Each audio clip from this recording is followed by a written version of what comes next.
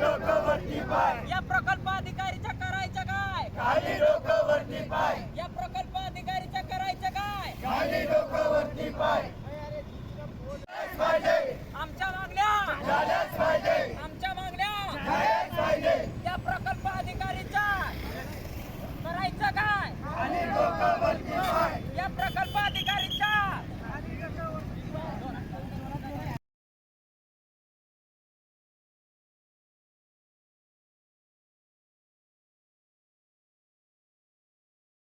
मुख्य मागणी आहे की आदिवासी वसतिगृहाचे मुलांना रस्त्यावर उतरावं लागतं.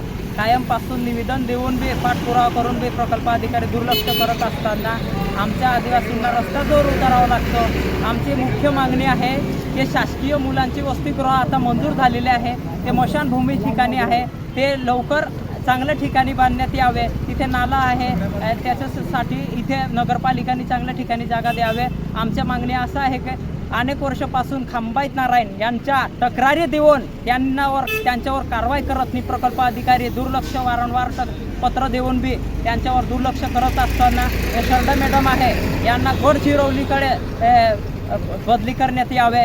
अनेक वर्षापासून पत्रव्यवहार करून बी त्यांच्यावर कारवाई करत नसेल तर आम्ही येणाऱ्या दिवसात याच्यापेक्षा मोठ्या संख्येने पालक आणि विद्यार्थी यापेक्षा 2 लाखापेक्षा रस्त्यावर उतरू. आमच्या मागण्या जर हे निराकरण झालं नाही आणि डीपीटी शिष्यवृत्ती हे वारंवार पत्रव्यवहार करून बी यांनी दुर्लक्ष करत असेल तर आम्हाला रस्त्यावरच उतरावं लागतं. प्रकल्प अधिकारी वारंवार उडवड उत्तर देतो असं म्हणून आम्ही रस्त्यावर उतरले आहे.